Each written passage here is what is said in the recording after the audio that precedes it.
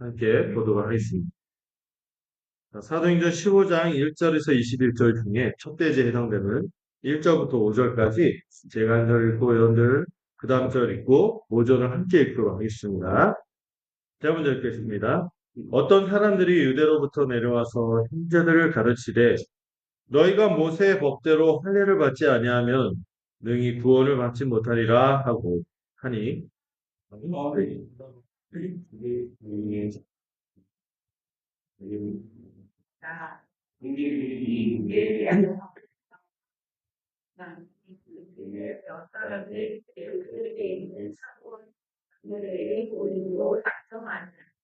그들이 교회의 전송을 받고 베니게와 사마리아로 다니며 이방인들이 주께 돌아온 일을 말하여 형제들을 다 크게 기쁘게 하더라.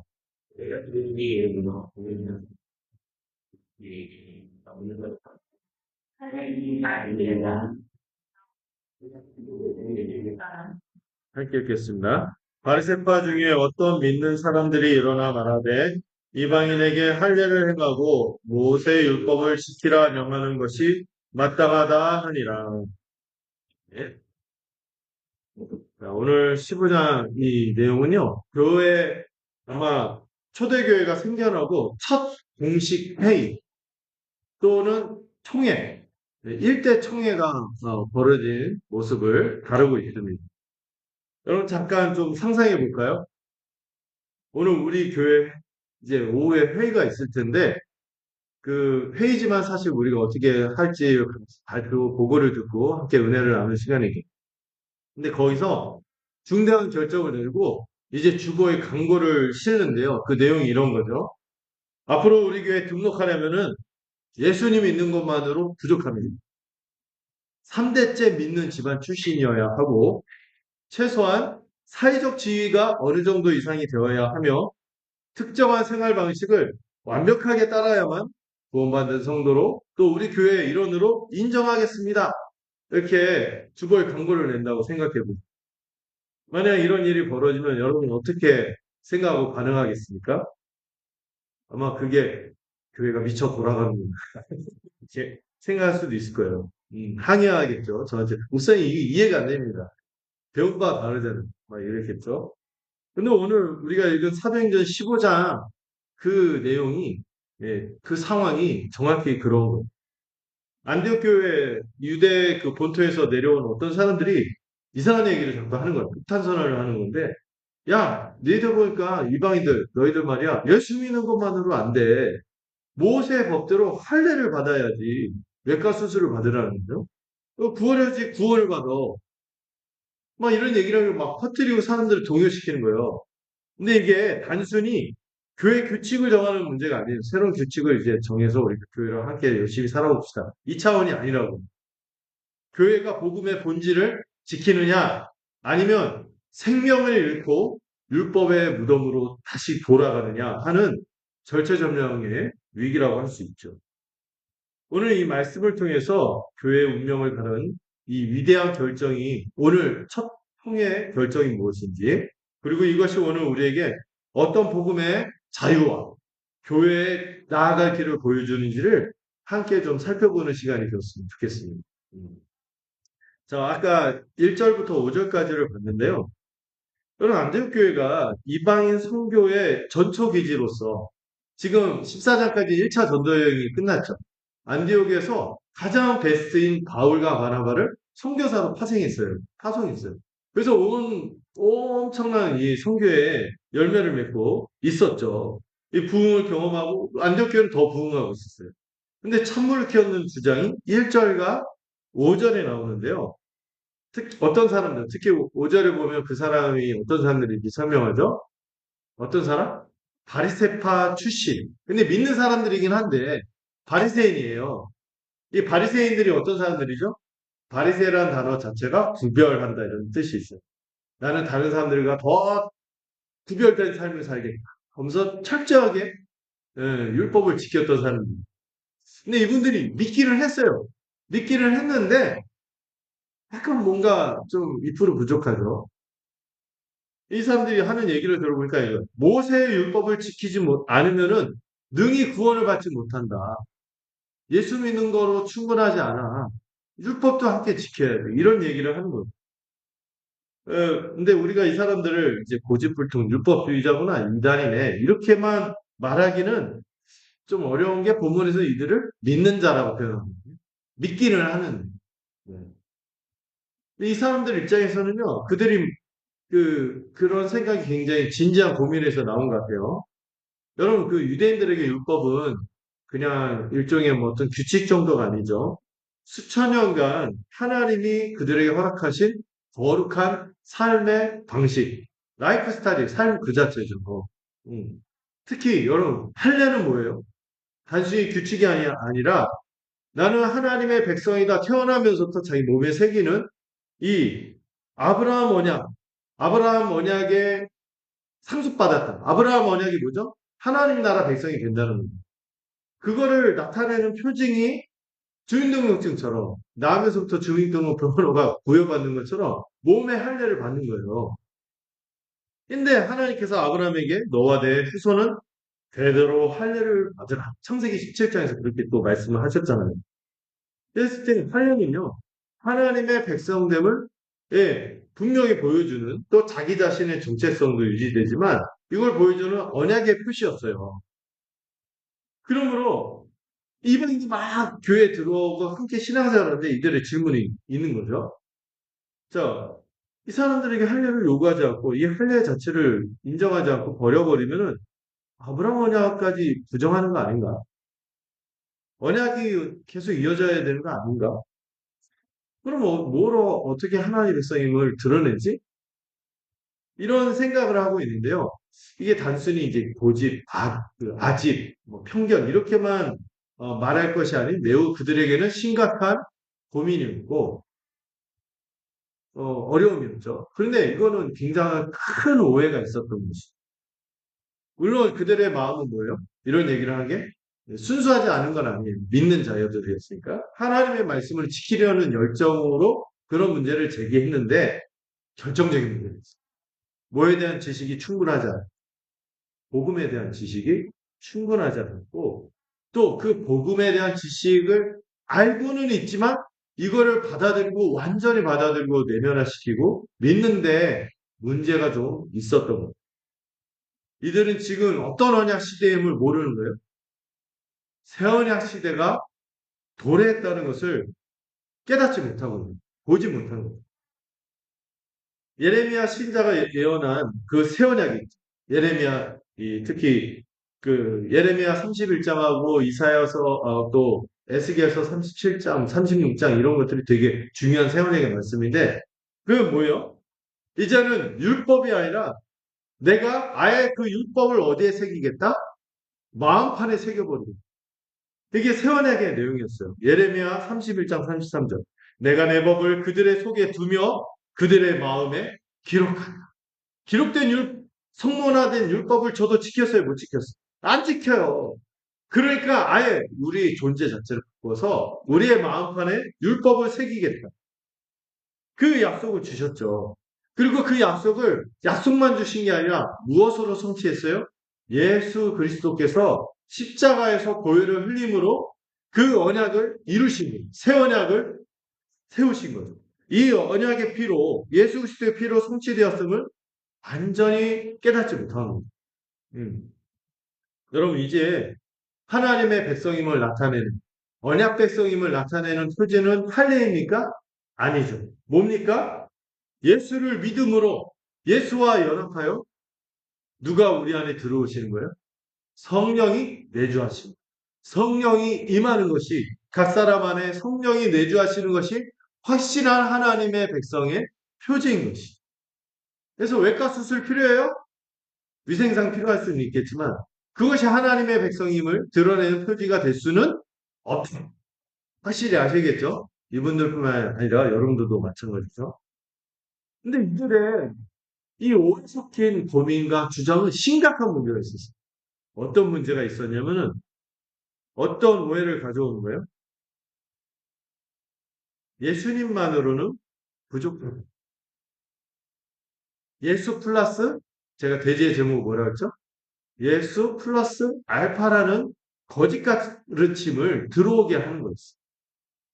구원을 완성하려면은요, 예수님의 십자가 공로에다가 저그 슬라이드처럼 나의 행위, 또 나의 노력, 내가 할례받은 어떤 외적인 조건 이런 것이 더해져야 한다는 것이죠. 사도 바울이 갈라디아서에서 여러분 갈라디아서 금요일에 배웠잖아요. 굉장히 경고한 게 뭐죠? 아나테마 저주가 있을 거다.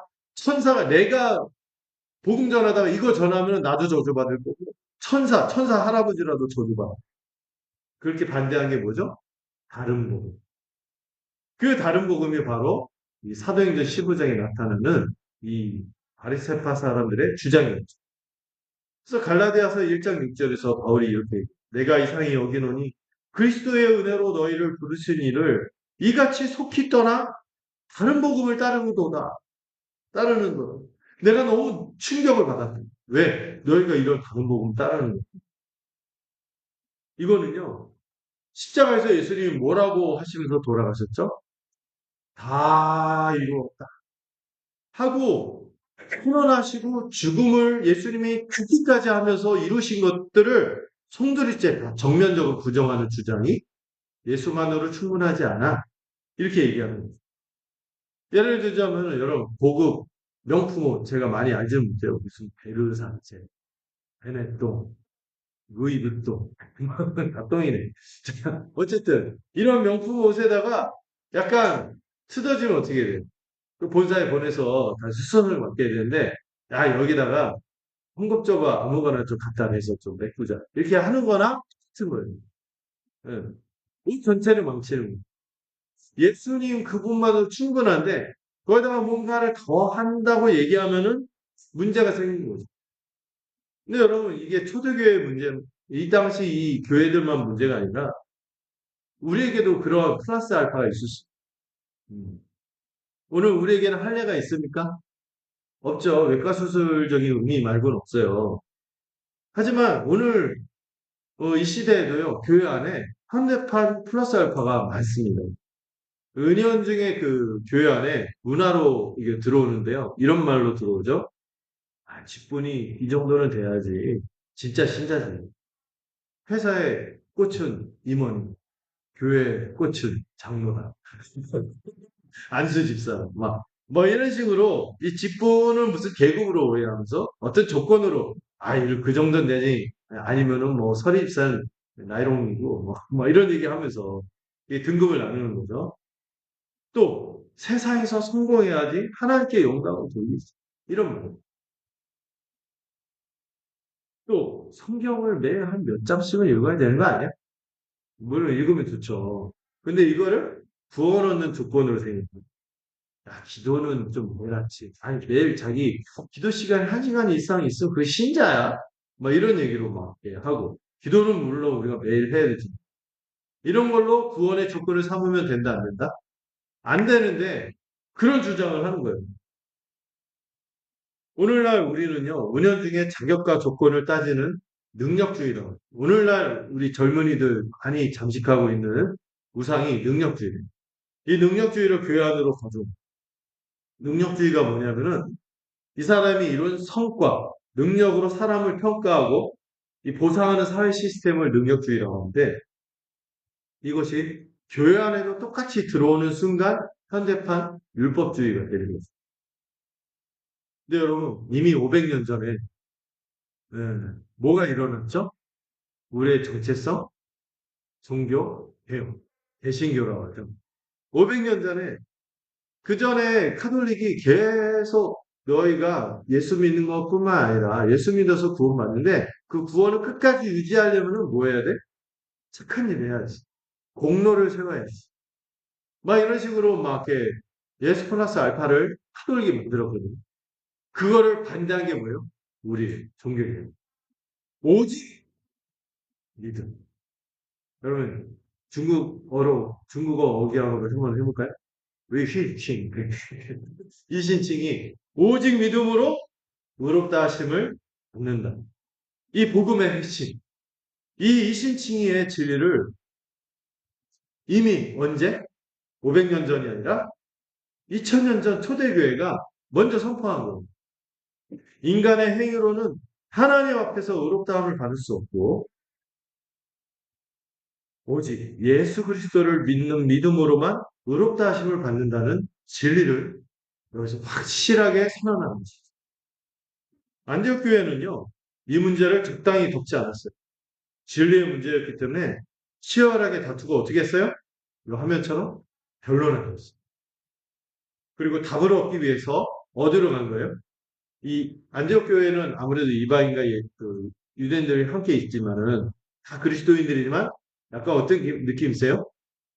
모든 교회는 똑같지만은 아직 본부에는 예루살렘보다 본부에 예루살렘에 사도들이 다 있고 하니까 거기에 공교에 좀 더 권위를 얻기 위해서 예루살렘으로 보냅니다. 자, 이제 예루살렘 보내면서 어떤 일이 벌어졌는가? 6절, 12절 한번 같이 읽어볼까요? 6절에서 12절. 자, 제가 읽고 또 마지막 절은 같이 읽고 돌아가면서 읽겠습니다. 제가 먼저 읽겠습니다. 사도와 장로들이 이 일을 의논하러 모여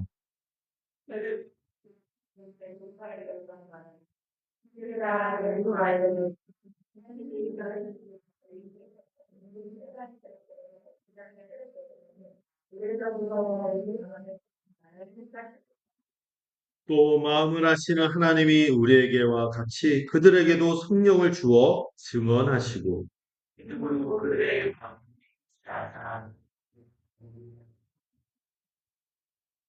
그런데 지금 너희가 어찌하여 하나님을 시험하여 우리 조상과 우리도 능히 매지 못하던 멍에를 제자들의 목에 두려느냐.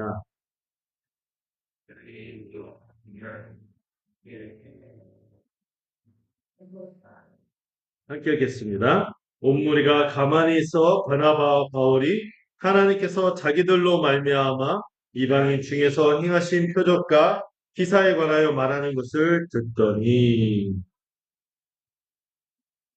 자, 여기 보니까 예루살렘에 모인 사도들과 장로들 사이에서 격렬한 논쟁이 일어났어요.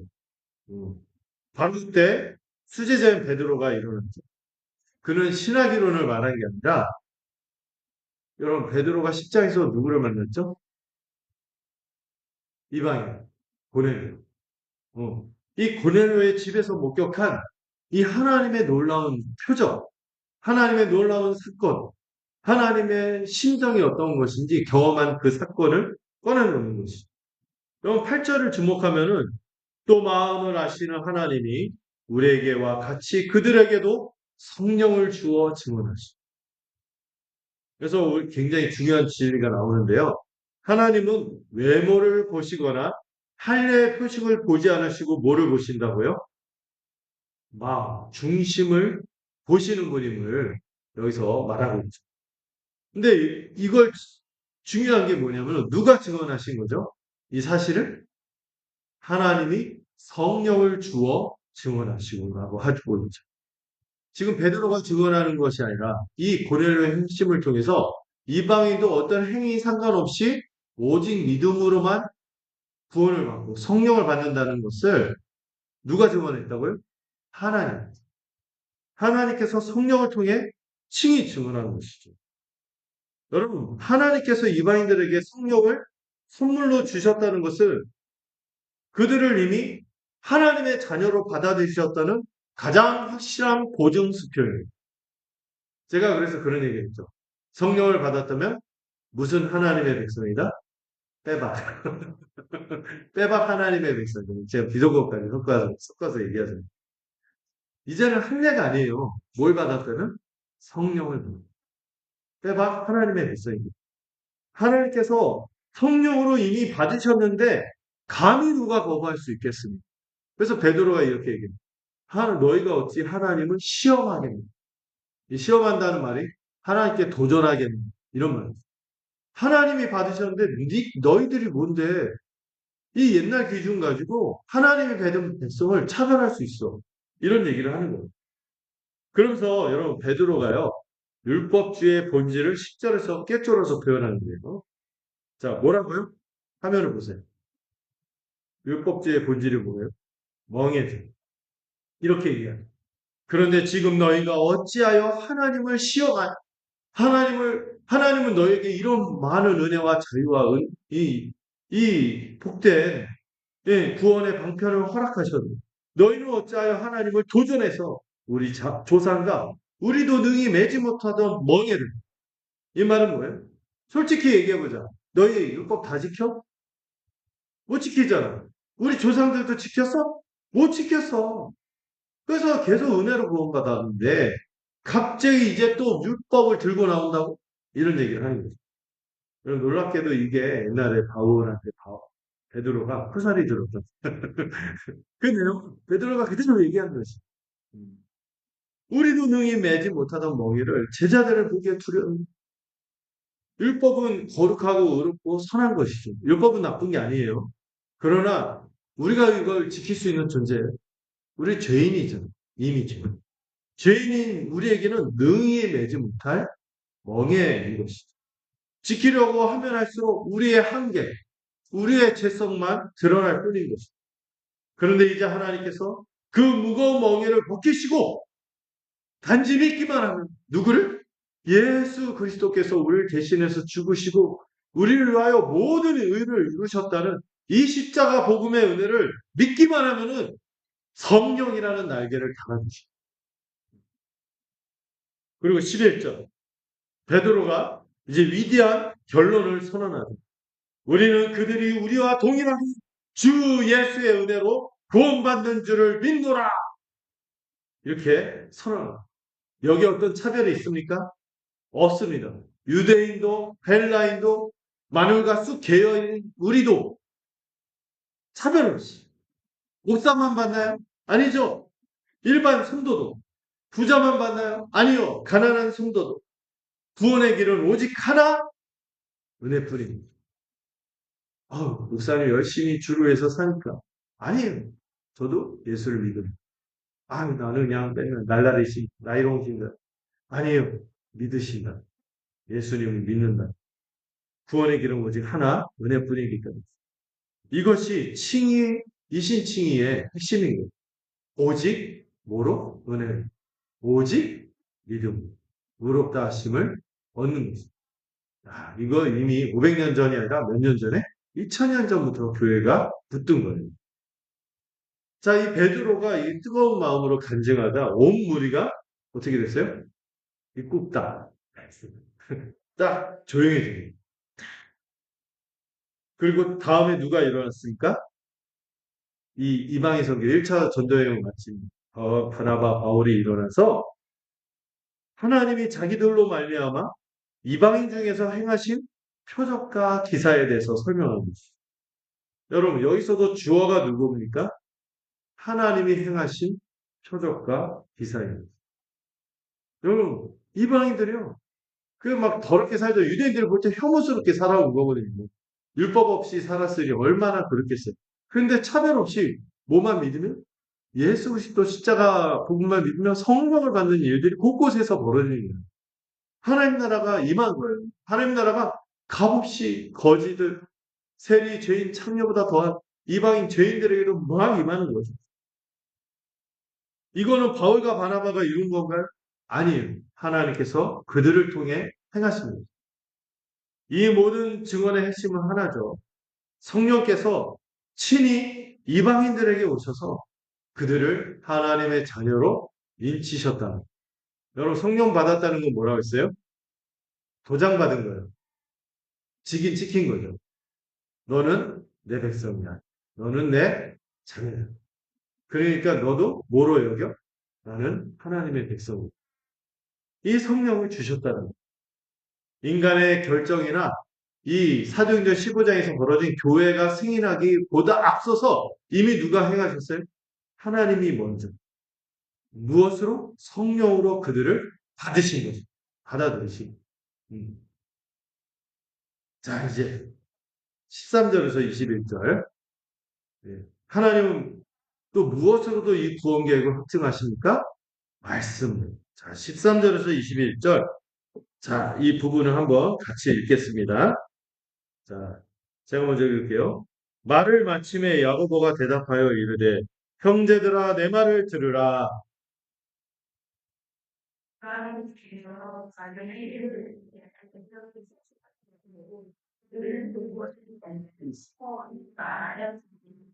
선지자들의 말씀이 이와 일치하도다. 기록된 바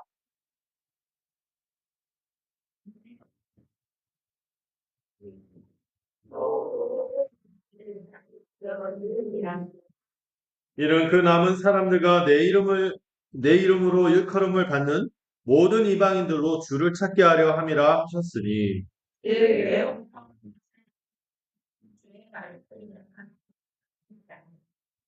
그러므로 내 의견에는 이방인 중에서 하나님께로 돌아오는 자들을 괴롭게 하지 말고 하나님의 그릇도 내가 내어 주신 것과 그를 어리하라고 편지한 것이 있느니 같이 읽겠습니다.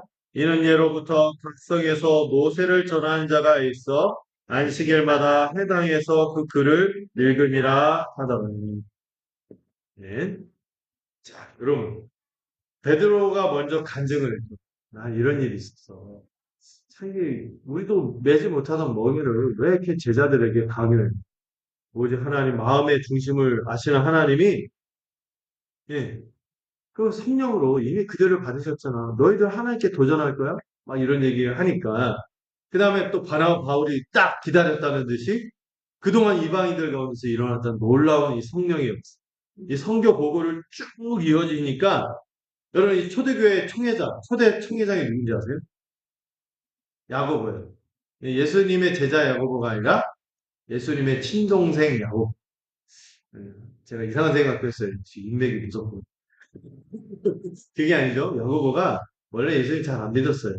그런데 예수님 부활을 보고 훅 완전히 살았고 예수님 미쳤다고 잡으러 다녔던 불신자 중에 불신자였던 야고보가요.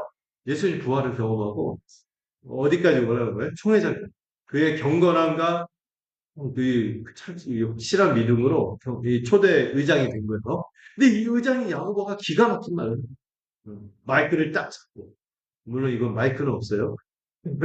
딱 나와서 딱 주목을 하죠. 저분이 또 그 당시 그 바리새인들도 껍벅 죽었던 게 야고보였고 야고보 별명이 뭔지 아세요? 낙타무리. 얼마 기도를 많이 하고 철저히 경건하게 살았는지 귀감이 되는 분 행위에서 행하면서 근데 이런 분이요 딱 나와서 바리새인 이분이 딱 하면 바리새인들도 입을 닫을 수가 없어요. 뭐라 말을 못해. 자기들보다 철저히 사는 분이니까. 근데 그분이 뭐라고 해요? 이 모든 것을 이 체험을 기록된 말씀으로 확증하는 거예요. 베드로와 바나바, 바울이 말한 모든 것을 성경 말씀을 가지고 딱 근거를 대면서 그들의 주장에 딱 힘을 실어주니까 모두가 믿고 있다. 되는 거예요. 여러분, 여기서 또 중요한 원리를 찾을 수 있네. 아무리 놀랍고 신비한 경험을 하고 그런 일들이 있어도요, 뭐가 딱 근거가 되고 확증하지 않으면, 어, 진리로 얘기할 수 없어요? 말씀. 근데 야고보가 이때 그 역할을 하는 거예요. 말씀으로 검증하는. 그게 없었으면요, 아마 지금까지도 이 복음이요, 굉장히 위험한 주장으로 남았을 거예요. 근데 여러분, 우리가 믿고 있는 복음이 주로 신약인데, 이 신약이 모두 뭐의 지지를 받습니까? 구약의 지지를 받습니다. 그래서 오늘 여러분들 들여쓰기 되어 있는 16절부터 18절까지. 이게 어디의 말씀? 구약의 말씀이에요. 특별히 아모스서 9장 11절, 12절의 말씀을 여기서 3절에 거쳐서 얘기하고 있는데요. 여러분 16절을 보시겠어요? 이후에 내가 돌아와서 다윗의 무너진 장막을 다시 지으니 또 그 허물어진 것을 다시 지어 일으키리니. 여러분 여기서 가장 중요한 단어가 무엇인지 맞출 수 있을까요? 제일 중요한 단어. 네, 그것도 중요한데 주어가 중요하죠. 누가? 내가. 내가는 누구예요? 우린가요? 베드로요? 바울이에요? 이 말하고 있는 야고보인가요? 아니죠. 하나님께서 친히 내가 다시 짓게. 무엇을? 다윗의 장막이라고 표현했는데 다윗의 장막인데 사실 뭐예요? 다윗이 일으켰던 하나님 나라. 다윗의 왕국. 이걸 얘기하는 거죠. 이 다윗의 왕국, 다시 말해서 하나님의 나라를 누가 다시 짓겠다? 내가 짓겠다. 여러분, 하나님 나라는 우리의 애씀으로 바뀌는 게 아니라 누가 친히 이루어 가시는 거예요? 하나님이 이루어 가시는 거예요. 우리가 주인공이 아니라 하나님이 이루어 가시는 거예요. 또한 여러분들, 우리가 이 구약을 인용하는 이 신약성경의 사도들, 이 사도들을 통해서 구약을 어떻게 해석하는지 원리도 알게 되는데요. 아모스 선지자가 원래 이 말씀을 전할 때 그 당시에는 어떤 의미였냐면은, 여러분, 아모스 선지자가 북이스라엘 쪽의 선지자예요. 근데 그 사람이 언제 이 예언을 했냐면은, 북왕조 이스라엘이 사마리아로 바뀌잖아요. 북이스라엘이 멸망에 가는 그때, 아수르에서 이제 멸망하는 그때쯤 이 예언을 했는데, 이 뭘 약속했냐면은, 북이스라엘이 망할 거다. 이건 거스를 수 없는 역사적인 팩트예요. 그런데 그 이후에 북이스라엘은 망하더라도 하나님이 다윗에게 약속한 영원한 왕국은 망하지 않아요. 다윗의 왕조는 지금 비리비리하지, 그러나 저 유다 왕국도 나중에 회복이 되고 온전케 되는 이걸 약속했어요. 그런데 아모스가 그렇게 얘기를 하는데 민망하게도 722년에 북이스라엘이 망했고 586년 한 막 100여 년? 몇 년 차이죠? 제가 숫자 산수가 안 되네요. 한 100 몇 년, 막 200년 미만 안에 모두 망해요. 남유다도 망해버려요. 아모스가 뻘쭘하겠죠. 근데 그게 남유다 왕국 이야기였어요? 그게 아니었다. 진정한 성취는 누가? 예수 그리스도. 신약시대 성령의 조명을 받은 야고보가 이거는 남유다가 물론 잠깐 좋아지긴 했지만 다시 망했잖아요. 이 남유다의 진정한 회복은 그때 당시가 아니라 언제 이루어진 거다? 지금 이루어진 거다. 이 예언이 그리스도 중심으로 지금 성취되고 있다. 이게 진짜야 하고 선언하는 거예요. 자, 여러분들 구약의 사건을 뭐로? 복음으로, 신약으로 해석해요. 그래야지 구약 그 자체로 보면은요 끊겨요. 뭐로 할 때? 우리에게 이어져요. 신약으로 보고. 그리스도 중심으로 성경을 볼 때 이어지는 거죠.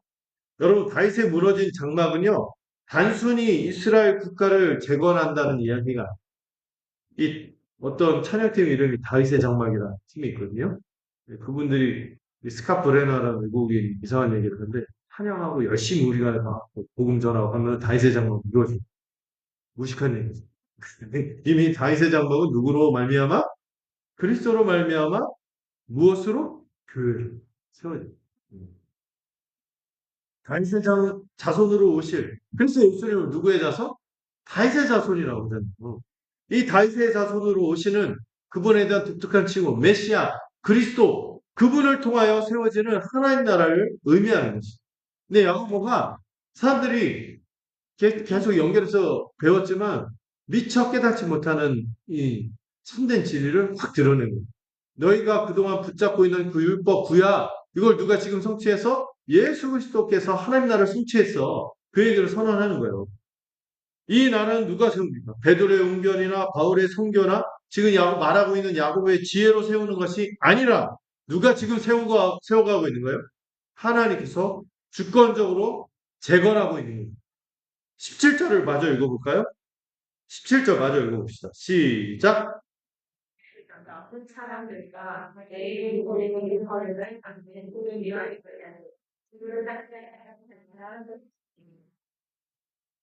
여러분, 그 남은 사람들과 내 이름으로 일컬음을 받는 모든 이방인들이 주를 찾게 하여 여러분 알고 보니까 아모스가 예언했던 그 남유다 그 다윗의 무너진 장막이 혈통적인 유대인만의 나라예요? 아니죠. 이방인들도 막 내 이름으로 일컬음을 받는 모든 이방인들 즉 예수의 이름을 부르는 모든 믿는 자들이 함께 들어와 완성되는 나라였던 아모스 선지자 그 예언.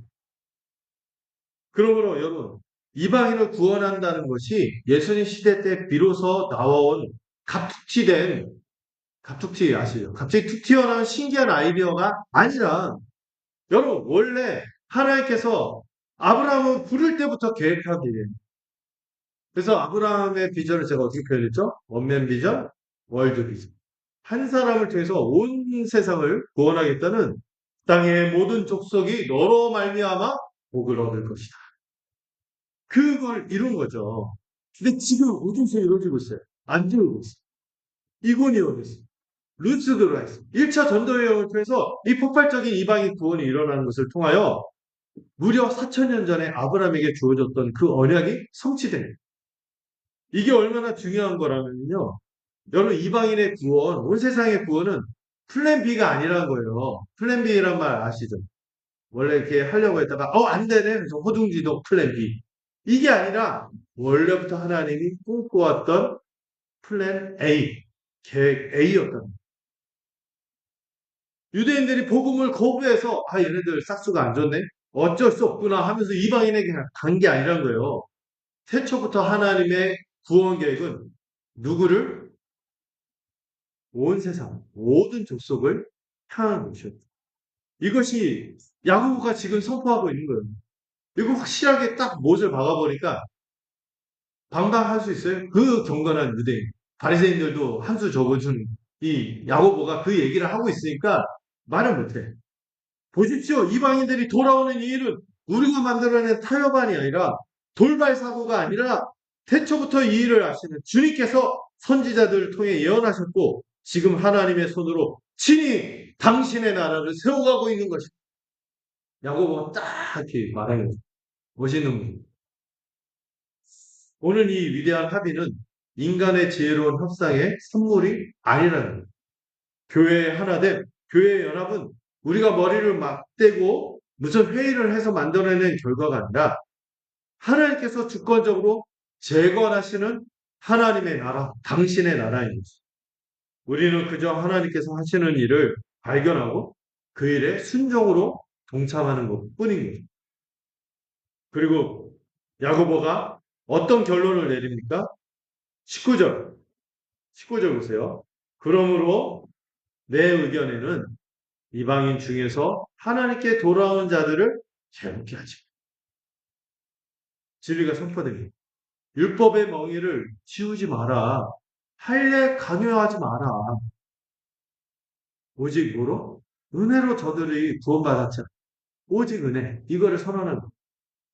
그러나 여러분 여기서 또 교회 이 야고보에게서 배우는 교회의 지혜가 있어요. 야고보의 제안은 거기서 끝나지 않았어요. 그는 네 가지 금기 사항을 편지하자고 제안합니다. 20절에 나오는데요. 20절 한번 읽어볼까요? 같이 읽어봅시다. 시작. 다만 우상에 더러운 것과 음행과 목매어 죽인 것과 피를 멀리하라고 편지하는 것이 옳으니. 그 은혜로 구원받았다고 얘기하는데 갑자기 또 무슨 규칙을 얘기하네? 이렇게 헷갈리면 된다, 안 된다? 안 되는 거예요. 방금 율법을 지켜 구원받는 것이 아니라고 해놓고 각자 말을 뒤집어서 또 다른 규칙을 만드는 것이 아니에요. 이 네 가지는 구원의 조건으로 제시하는 게 아니에요. 그렇다면 여기 나온 네 가지 이 규칙은 뭡니까? 28절에서 야고보가 이렇게 표현하죠. 성령과 우리가 좋게 여기는 것. 곧 성령께서 인도하신 교회를 위해서 그 당시 상황에서 결정한 지혜로운 결정이 이 네 가지 사항이었어요. 이거 무슨 직통계시로 이해하면 안 돼요. 신비한 결정. 이게 뭐냐면은 복음에 입각해서 복음의 지식과 이 믿음을 각 교회들에 적용해 볼 때 우리가 본교회로서 이런 결정을 하겠다. 이 결정으로서 우리가 모종을 하나 되기 위해서 이 결정을 하는 거다. 하는 약간 규칙 같은 거. 분명히 할 것은 이 성령과 우리가 좋게 여기는 바라는 것은 교회의 하나됨을 위한 그 부탁이었어요. 지침이었죠. 근데 이것이 우리가 동일하게 하지는 않겠지만 중요한 원리들 세 가지 의미가 있는데 여러분 우상의 더러운 것과 이것을 멀리하라는 거예요. 이방의 우상 숭배와 근본적인 단절을 해라. 근데 여러분 이게 이방인들한테 사실 쉽지는 않았어요. 온 세상이 뭐예요? 그 당시 세상은 그리스 로마 신화 모든 게 다 신이야. 이런 데서 완전히 그거를 끊어버린다면 무신론자 얘기를 듣고 옛날에 무신론자 얘기를 듣는다는 얘기가 때 먹었다는 얘기를 듣는 거 똑같은 얘기거든요. 근데 그럼에도 불구하고 어떻게 해라? 우상숭배에서 철저히 돌이켜. 그걸 부탁하는 거죠. 우상의 제물과 음행은 이방 종교의 핵심 의식이었거든요. 이 음행은 뭐예요?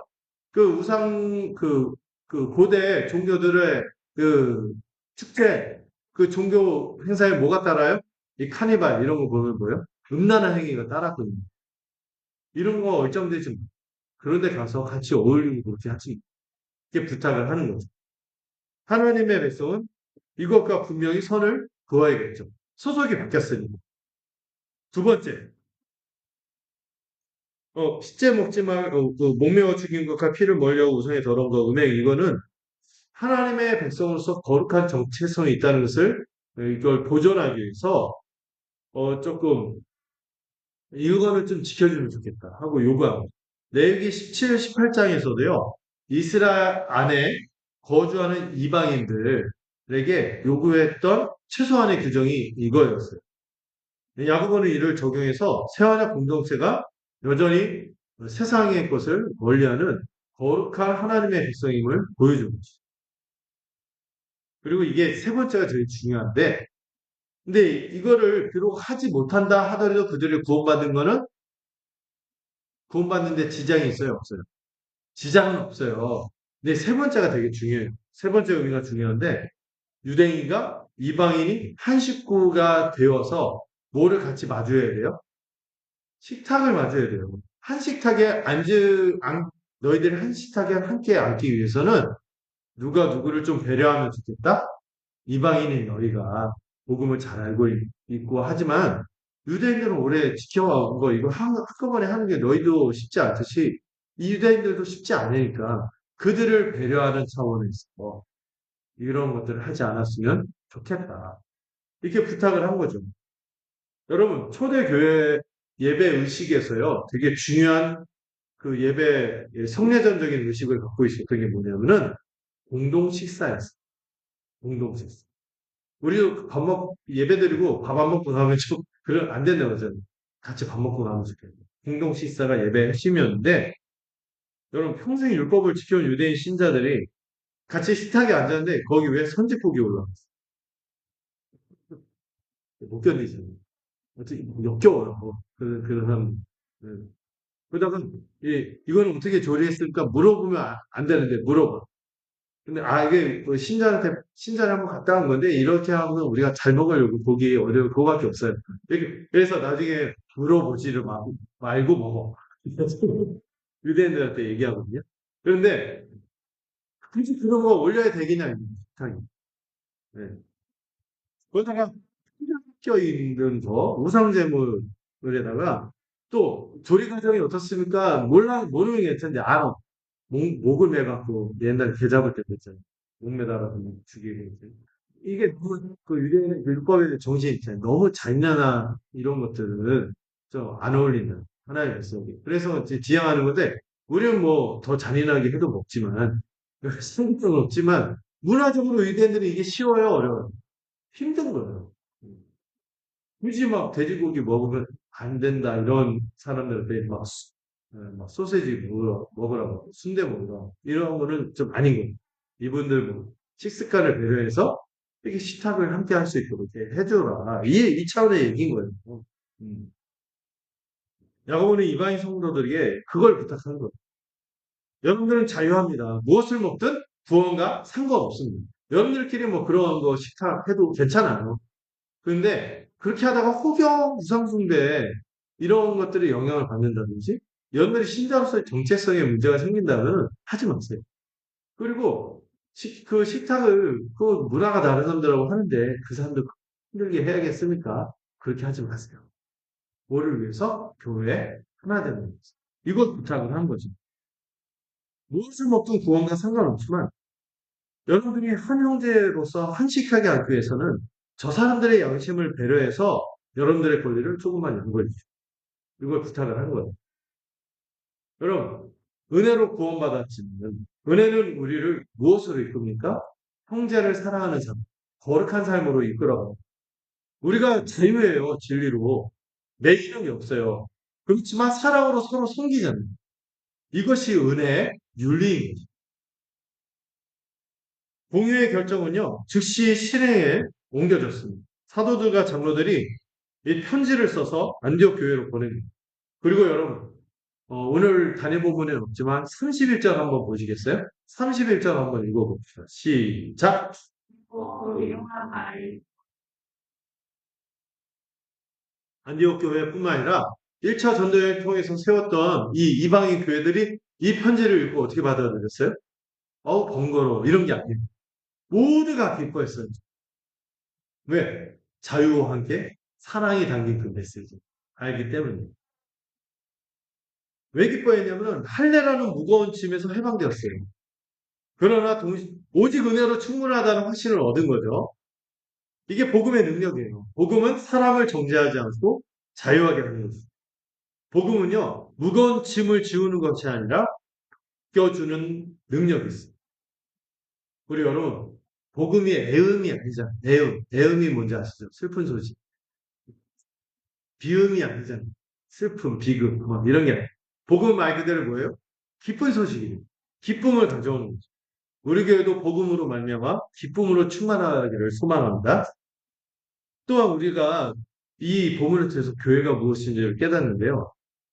다시 한번 선포하는데 교회는 은혜로 시작해서 은혜로 유지되고 은혜로 하나 되는 공동체. 뭐라고요? 은혜로 시작하고 은혜로 유지하며 은혜로 하나 되는. 세상은요, 갈등이 생기면 힘의 논리로 찍어 누르죠. 아니면 이익에 따라서 갈라집니다. 하지만 교회는 다른 겁니다. 물론 우리는 어제의 목숨을 거는 분들이에요. 복음의 진리, 본질에 목숨을 거는 사람입니다. 복음에는 타협이 없어요.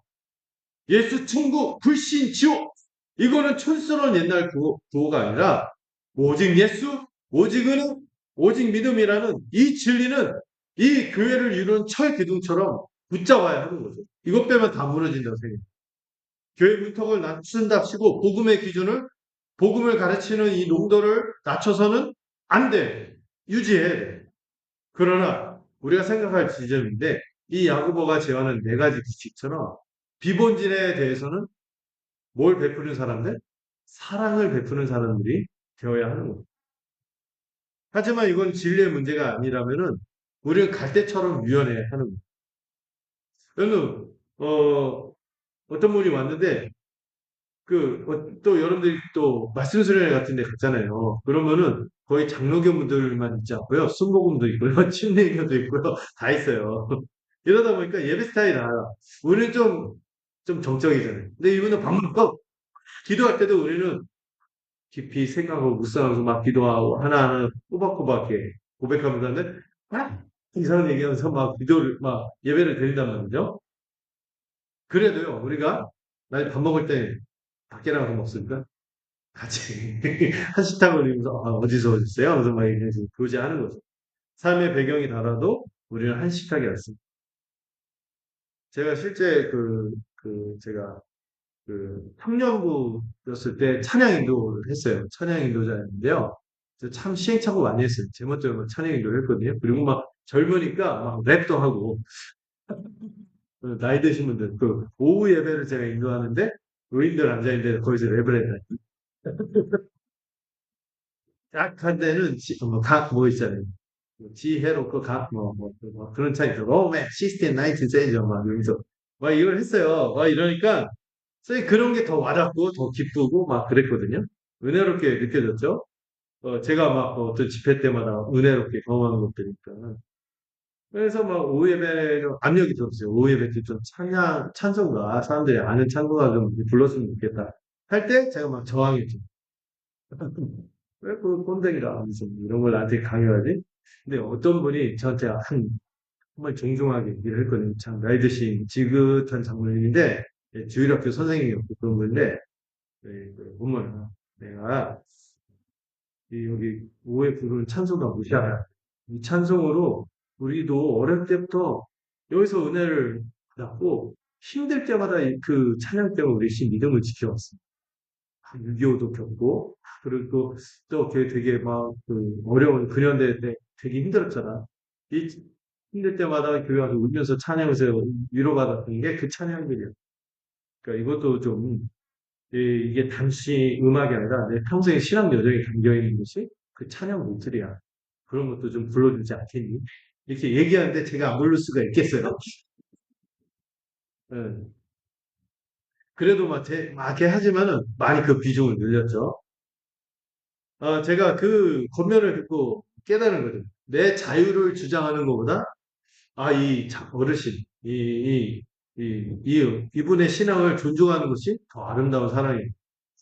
그래서 저는 제가 좋아하는 현대 찬양의 자유를 많이 내려놓고 찬송가들 중심으로 또 새로운 찬양에도 쉽게 따라 부를 수 있는 회종을 무식했죠. 회종을 함께 부를 수 있는 곡들을 부르기 시작했죠. 그러자 놀랍게도 그 찬양할 때 흰마음으로 더 찬양하고 이 주님의 신실하심을 더 깊이 누리는 시간을 예, 갖게 됩니다. 여러분, 내가 옳으냐보다 우리가 하나 되느냐를 선택할 때 주시는 은혜. 왜죠? 우리가 도덕적으로 훌륭해서가 아니라 하나님께서 차별 없이 우리 모두에게 동일한 성령을 주셨기 때문입니다. 우리가 이미 하는 가족이 되었기 때문에 가족답게 서로 맞춰가며 살아가는 것이죠. 그럼 우리가 오늘 사도행전 15장에서 배운 것을 좀 정리해 보려는데요. 안디옥 교회는 먼저 문제를 회피하지 않고 함께 모였습니다. 그리고 베드로와 바울의 증언을 조용히 들었죠. 야고보는 말씀으로 이것을 검증하고 확인했습니다. 그리고 성령 인도하심을 구했으며 성령께서는 말씀과 공동체와 겸손한 경청 안에서 인도하십니다. 그리고 본질이 아닌 부분에서는 기꺼이 바나바 바울이 이 네 가지 규칙에 대해서 길길이 놨잖아요. 함께 기뻐하면서 그것을 받았습니다. 은혜로 구원받은 우리는 은혜로 서로를 품을 수 있는 것입니다. 이 아름다운 원리를 우리 삶에도 적용할 수 있기를 바랍니다. 바울도요, 처음에 예루살렘에 데려갈 때 디도를 데려갔을 때는 할례를 받겠어요? 안 받겠어요? 끝까지 안 받겠어요. 이걸로 구원의 조건으로 주장하니까. 근데 다음에 디모데라는 제자를 데리고 예루살렘에 갔을 때는 어떻게 해요? 할례를 받겠어요. 왜냐하면 디모데가 유대인이니까. 유대인인데도 불구하고 할례를 안 받는 모습이 유대인들 형제한테는 어때요? 거리낌을 줄 수 있으니까. 그때는 그렇게 한 거예요. 구원의 조건으로 오해하면 반대하되 형제와 하나됨에 있어서 어려움을 주겠다 할 때는 유보하는 지혜를 바울도 발휘한 것이죠. 여러분 우리가 이 사랑과 진리로 살아가는 것을 진리가 먼저죠. 사랑보다 진리가 우선. 그것이 바로 교회인데 우리가 이 진리를 누리기 위해서는 여러분 이번 좀 적용하면 좋겠는데 우리 자신을 스스로 좀 성취하고 증명하려는 멍에를 내려놓고 은혜를 누릴 수 있기를 바랍니다. 예. 이번 주에 막 이렇게 정하는 거다. 아침마다 묵상할 때마다 또 거울 볼 때마다 꾸밀 때 나는 은혜로 이미 의로운 자고 예수 십자가로 충분한 하나님의 사랑으로 받아들여진 자. 나는 이제 아무것도 증명할 필요가 없어. 그리고 그날 하루는 자신을 모르는 어떤 다른 사람과 비교하거나 또 내가 무슨 실수를 하거나 넘어지거나 하더라도 자책하지 마시고 무조건적으로 부어진 하나님의 사랑을 묵상하며 기뻐하라. 오직 은혜로 충분함을 누리는 하루를 보낼 수 있기를 바라고요. 또 한 측면에서 뭐가 있습니까? 나와 다른 지체를 사랑의 식탁으로 불러내서 함께 교제하는 것을 기쁘게 함께 더 나가는 거죠. 나와 세대가 다르거나 다른 의견을 가진 사람이 있거나 껄끄러움이 있는 사람을 함께 밥을 먹으면서 풀어가는 과정을 갖는 거죠.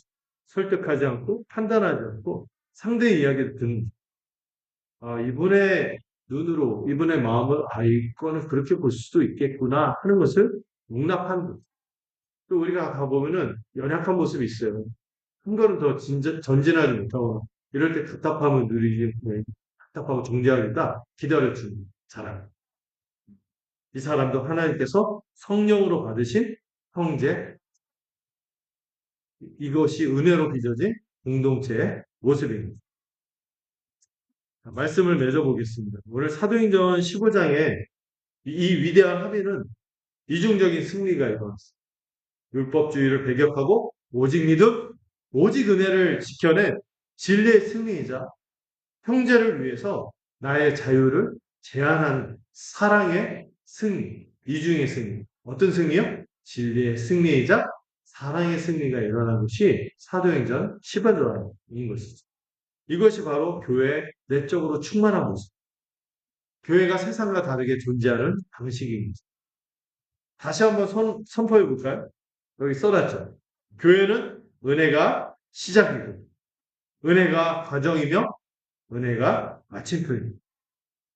우리가 진리 위에 굳게 서서 서로 용납하고 사랑할 때 세상이 우리를 보면서 어떻게 말할까요?